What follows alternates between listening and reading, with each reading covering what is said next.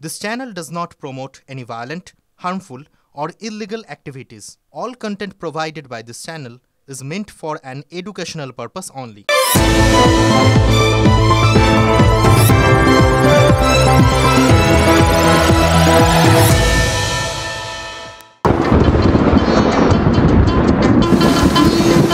आय বৃষ্টি ঝেপে ধান দেব মেপে আয় বৃষ্টি ঝেপে বৃষ্টি এসেছে, হিংসার বৃষ্টি।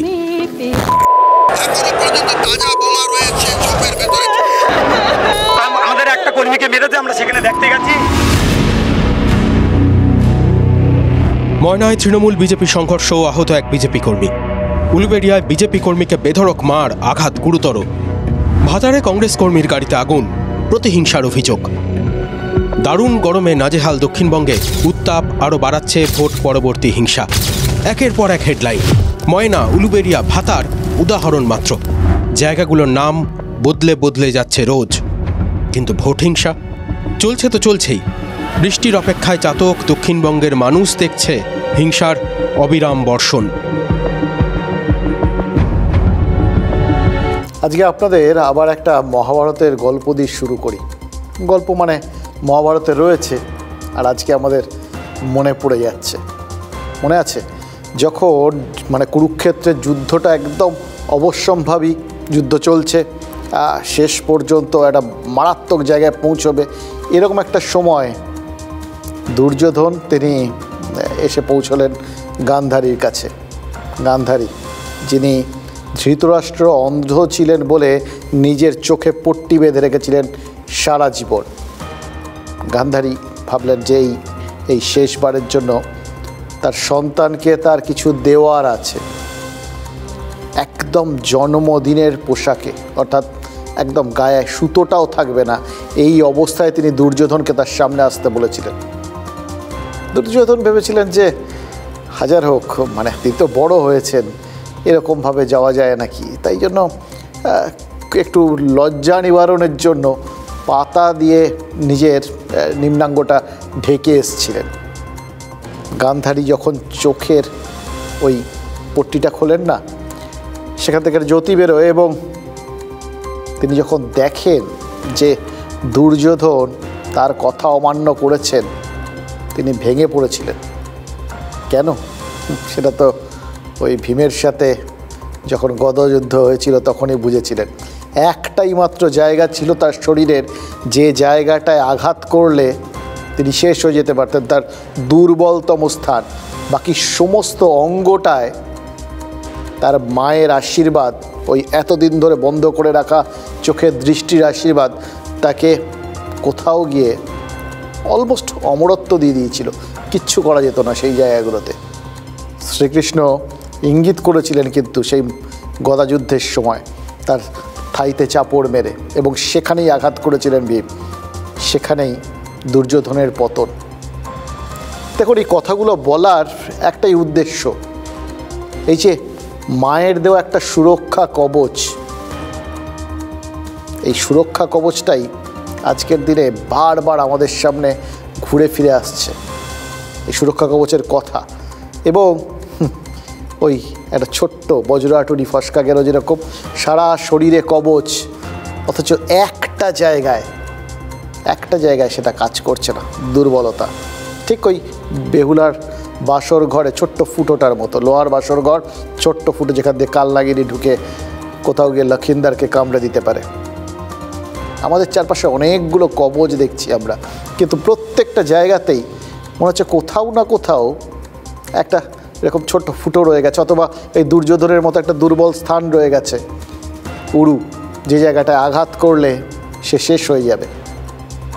আমরা আঘাত সেখানেই পাচ্ছি, বারবার সেখানেই আঘাত লাগছে, আর অনেকে শেষ হচ্ছে। কখনো সাধারণ মানুষ, কখনো সিস্টেম।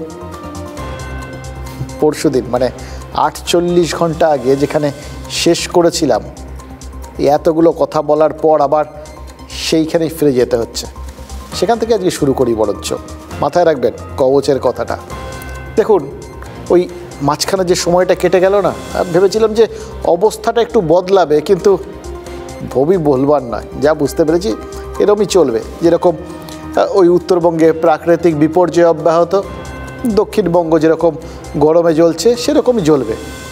আর তার সঙ্গে কোথাও গিয়ে আমাদের আরও বেশি মানে কি বলবো, আরেকটা আঘাত দিয়ে চলে যাবে এই কাঞ্চনজঙ্ঘার দুর্ঘটনা। এই ত্রহস্পর্শে রক্ষে নেই, তার সঙ্গে ভোট হিংসাও কিন্তু দোসর। রাজ্যে ভোট পরবর্তী হিংসার ঘটনাও পাল্লা দিয়ে চলছে, কিন্তু আজকে সারাদিনে আপনাদের কিছু দেখায়নি। তার কারণ হচ্ছে কাঞ্চনজঙ্ঘা এক্সপ্রেসের এই দুর্ঘটনার খবরটা আপনাদের শোনানোর দরকার ছিল। সত্যিই তো এতগুলো মানুষ এবং আরও যারা বিভিন্ন সময় রেলই তো আমাদের ভরসা, তাদের প্রত্যেকের জন্য ওই খবরটা আরও বেশি করে দেখানোর দরকার ছিল কি পরিস্থিতিতে আমরা রয়েছি সেটা বুঝিয়ে দেওয়ার জন্য।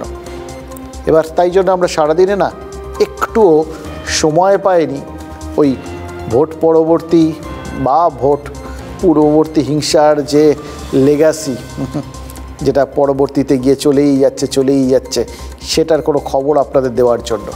তার মানে এই না আজকে কিছু হয়েছে, যেখানে যা হওয়া ঠিক হয়েছে, থামার নামগন্ধ নেই। জানেন তো, যারা দক্ষিণবঙ্গে থাকেন তারা একবার ভাবুন আপনারা কোন বৃষ্টি চাইছেন আর কোন বৃষ্টি পাচ্ছেন, রোজ কোন বৃষ্টি দেখছেন, গুলি বৃষ্টি, হিংসা বৃষ্টি, অবিরাম বর্ষণ।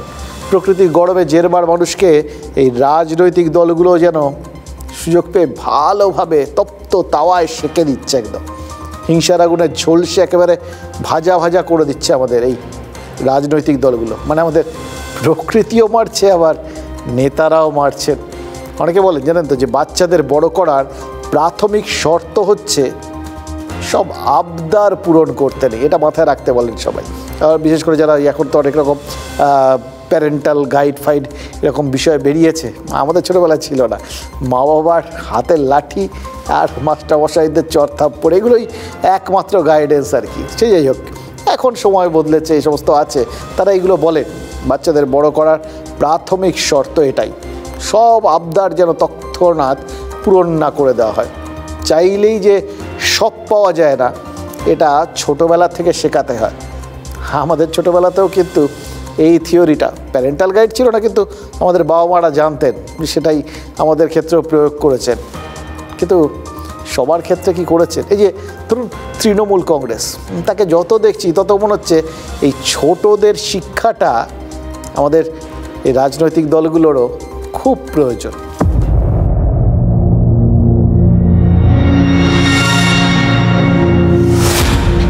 জিততে কি দামোদর শেঠের মতো খিদে হয়ে যায়, মনে হয় সব চাই, সব খাই।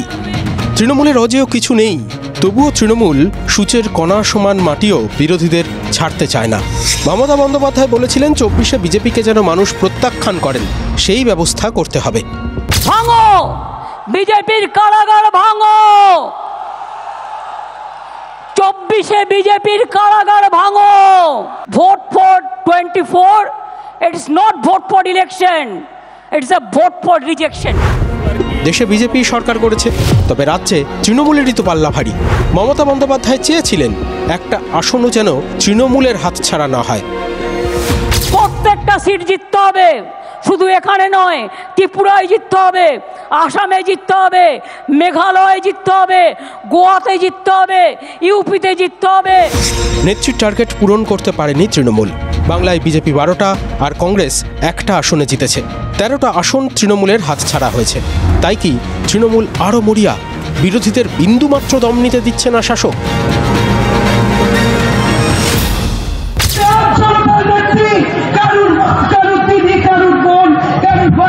অভিভাবক হয়ে তিনি আছেন, তিনি তাই অ্যাকাউন্টে টাকা ঢুকিয়ে দিচ্ছে, আর তিনি বসদের পার্টি তার টাকা নেবে আর ভোট দেবে বিজেপিকে।